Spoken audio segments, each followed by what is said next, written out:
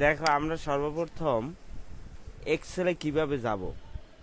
আমরা স্টার্ট বাটনে যাই, স্টার্ট বাটন থেকে আমরা যাব মাইক্রোসফট অফিস, মাইক্রোসফট অফিস থেকে আমরা যাব মাইক্রোসফট এক্সেল। এই গেল একটা নিয়ম।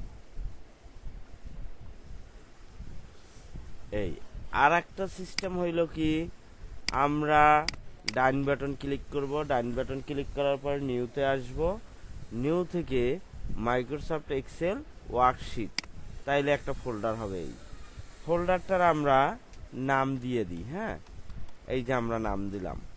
আমরা এরপরে এন্টার ক্লিক করি, এন্টার গেল। আমরা বাইরে একটা ক্লিক করি। দেখো এখন এই যে এক্সেলের ফোল্ডারটা আমরা করলাম, এটার ভিতরে আমরা কাজ করব। তাহলে আমরা এই যে ফোল্ডারটার আবার নামও চেঞ্জ করতে পারি। ডান বাটন ক্লিক করার পরে রিনেইমে আসব, রিনেইমে আসার পরে অন্য কোনো নাম দেব আমরা। এরপরে এই আমরা নাম চেঞ্জ করলাম। এখন আমরা এক্সেলে আসি, এক্সেলটা আমরা ডাবল ক্লিক দিই। ডাবল ক্লিক দেওয়ার পরে দেখো একটা ইন্টারফেস আসছে। এই ইন্টারফেসটাই আমরা দেখি। দেখো আগে এটার সম্পর্কে আমরা জানি। দেখো এই এক্সেলের একটা শিট, এল শিট 1, শিট 2, মানে তোমার একটা শিট পেজ, পেজটা এখন কত বড় আমরা দেখি। এই 1 নাম্বার থেকে শুরু কইরা আমাদের দেখো আমাদের একটা 4টা অ্যারো বাটন আছে, ডাউন অ্যারো বাটনে ক্লিক করো, দেখো নাম্বারের শেষ নেই, মানে 10,000-এর উপরে আছে নাম্বার। ঠিক আছে, 10,000-এর উপরে আছে নাম্বার। আবার আমরা দেখো এদিকে হইল এই যে এ থেকে আমরা রাইট অ্যারো বাটন টিপি, ওই দেখো 1 সংখ্যা, এখন ওই 2 সংখ্যা বের হয়েছে, 3 সংখ্যা। তার মানে এই পেজটা অনেক বড়, বিশাল পেজ।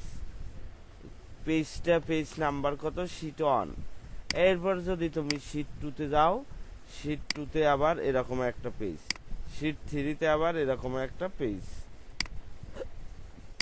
এখন শিট 4, এই শিট 4 যদি আমাদের আরো যদি শিট লাগে, এটা এই এখানে ক্লিক করবো শিট 4, আবার এখানে ক্লিক করবো sheet 5, sheet 6, sheet 7, sheet 8, sheet 9।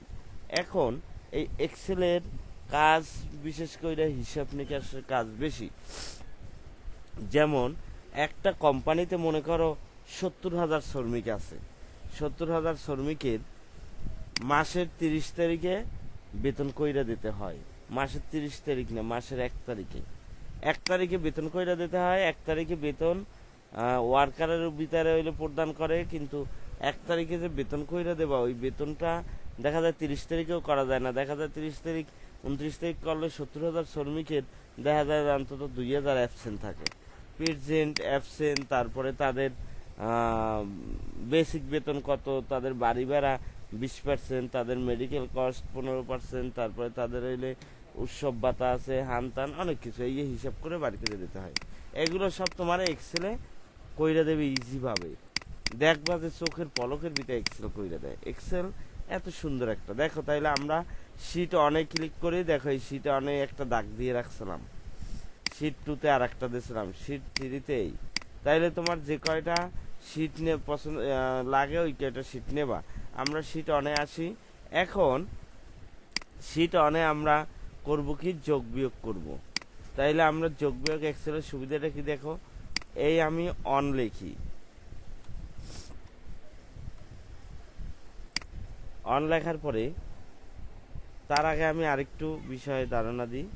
সেটা হইল আমরা যে এক্সেলের পেজটা, এই পেজটা যখন প্রিন্ট দেবা, এই যে দাগটা, এই যে লম্বা কলম রো এগুলো থাকবে না।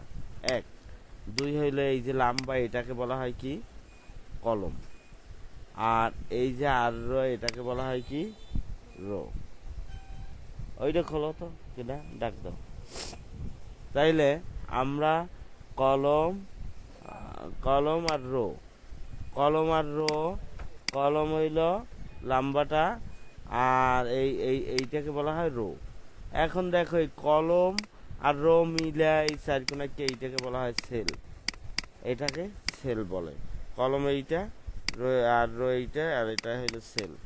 আচ্ছা, আমরা কলম রো আর সেল, ঠিক আছে। তাহলে আমরা এক্সেলের সুবিধাটা কি দেখো, 1 লিখি, তারপরে 2 লিখি। দেখো এখন আমরা এই 1 আর 2 লিখছি, 1 থেকে 2 পর্যন্ত আমরা সিলেক্ট করি। সিলেক্ট করার পরে দেখো এই ডাইন নিচ কর্নারে আসবা। এখন দেখো এটা হইলো একটা প্লাস, তাই না, মোটা প্লাস, যে এই কর্নারে আসছি দেখো চিকন হয়ে গেছে, চিকন হয়ে গেছে। তাইলে এখন লেফট বাটন দইরা টান দাও, দেখো চোখের পলকের ভিতরে কতগুলো লেখা হয়েছে। আমরা এগুলা হাত দিয়ে লিখতে অনেক সময় লাগবে না, 1 2 3 4 সব লিখে দিয়েছে। দেখো আমি টান দিছি কত পর্যন্ত, এটাকে বলা হয় ফিল হ্যান্ডেলিং। এই 358, আমি যদি 50,000 পর্যন্ত এগুলো টান দিতাম, চোখের পলকের ভিতরে 50,000 লেখা হয়ে যেত। আমি 358 পর্যন্তটা ফিল হ্যান্ডেলিং করছি, 358 হয়েছে। এখন দেখো আমি আবার দেখাই, এটাকে ফিল হ্যান্ডেলিং বলে। আবার 2 নিলাম, দেখো 1 থেকে 2 পর্যন্ত সিলেক্ট করে আমরা সাইডে দিলাম। এই দেখো কর্নারে যেই আসলাম, এই দেখো প্লাস যেই মোটা প্লাসটা যেই চিকন হয়ে গেছে, তখন আমরা লেফট বাটন টিপে ধরে আমরা টান দিই, দেখো যত টানি অত দেখো হয়ে গেল। ক্লিয়ার, বুঝতে পারছো? এখন দেখবা কি সুবিধাটা, এখানে এই আমরা 1 আর 1 যোগ করলে কত হয়, 2। আমরা এখানে যোগটা করি, সমান সমান এই 1 সিলেক্ট করলাম না, এরপর যোগ আবার 2 দিলাম। ক্লিয়ার, বুঝতে পারছো? এন্টার। তাইলে 1 আর 1 যোগ করলে কত হয়েছে, 2 না, 2 হয়েছে। আমরা যোগ করছি কয়টা, যোগ করলাম এই এক সংখ্যা না, এই সংখ্যাটা যোগ করে এই নামাইছি, তাই না? হ্যাঁ, আমরা দেখো একটা যোগ করছি, আমাদের যোগগুলো সব এক্সেল কইরা দিতে হবে। দেখো তুমি এটা ক্লিক করো, দেখো সবটার যোগ করা হয়ে গেছে। দেখো এই 225 আর 225 কত হয়, 450, সব যোগ করা হয়ে গেলে দেখো সব যোগ করা হয়ে গেল না? বুঝতে পারছো কিভাবে যোগ করছি? এই কথা বলো, এখনই আমার কোডটি দেখাইতে হইবে। বুঝতে পারছো কেউ? আবার দেখো যোগ গেল, বিয়োগ দেখো, এই সমান সমান দিলাম এইটা, তারপর বিয়োগ এইটা, এন্টার। এইটা আর এইটা আমরা বিয়োগ করছি, এই না? এখন এইটাকে ফিল হ্যান্ডেলিং করে সবগুলোর বিয়োগ করা হয়ে যাবে, সব বিয়োগ করা হয়ে গেছে। বুঝতে পারছো? এখন আমরা আসি গুণে, সমান সমান এইটা গুণ পাবা কোথায়, গুণ হইলে স্টার চিহ্ন, কিবোর্ডের স্টার চিহ্ন এবং উপরের সংখ্যা থাকলে শিফট টিপে ধরে নেবা। আচ্ছা, এই গুণ দিলাম, এরপর আমরা এটাই ক্লিক করলাম, এন্টার। দেখো একটা আমাদের গুণ করা হয়েছে না, 1 আর 1 গুণ করলে 1 হয় না? আমরা এই কর্নারে ধরে ফিল হ্যান্ডেলিং করি, দেখো সবগুলো গুণ করা হয়ে গেছে। গুণ দিয়ে দেখো এই যে এই 176 আর 176 গুণ দিলে হয় কত, 30,976। তাইলে আমাদের গুণ করা হয়ে গেল। বুঝতে কারো সমস্যা আছে? আচ্ছা, আমি এটা ডিলিট দিই, বাঘে আসো, বাঘ সমান সমান এটা বাঘ, বাঘ হইলে অবলিকের মতো, ওইটা বাঘ। হ্যাঁ, এই যে বাঘ দিলাম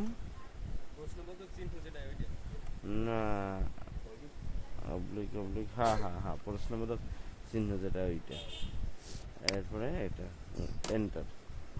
এটা আমাদের বাক্তারা হয়ে গেল, এটাকে আমরা ফিল হ্যান্ডেলিং করি, তাইলে এই হয়ে গেল। দেখো ক্লিয়ার, বুঝতে পারছো? এরপরে এর অনেক কাজ আছে, আমি দেখাই দেব, কিন্তু আজকে শুধুমাত্র তোমরা যোগ বিয়োগ, বাঘ গুণ, ফিল হ্যান্ডেলিং এইটুক করবা। এই এক্সেলের কাজে তোমরা ঢুকছো, এক্সেলের কাজটা সবাই মনোযোগ দিয়ে করো, কেরিয়ার করো। এক্সেলটা একটা কেরিয়ার। এখনো এক্সেলের কাজ শতকরা কম্পিউটার যারা জানে শতকরা কত, 100% না, 100%-এর ভিতরে